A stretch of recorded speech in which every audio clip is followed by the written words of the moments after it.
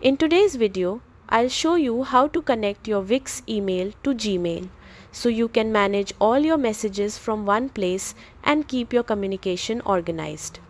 First, log into your Wix account and open your site's dashboard.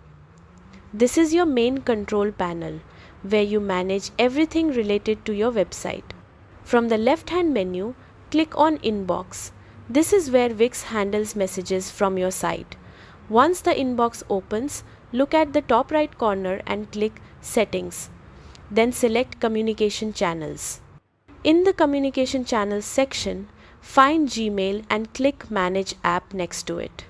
You'll now see an option to continue with Google. Click Continue with Google and you'll be redirected to a Google sign-in screen. Choose the Google account you want to connect to your Wix inbox. If you're not logged in yet, simply enter your email and password. After selecting your account, click Continue. Google will now show a permission screen explaining what access Wix needs. Review the details, and if everything looks fine, click Allow to approve the connection. That's it.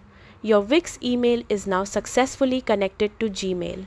From now on, you can send and receive Wix messages directly through Gmail, making your workflow faster and more convenient.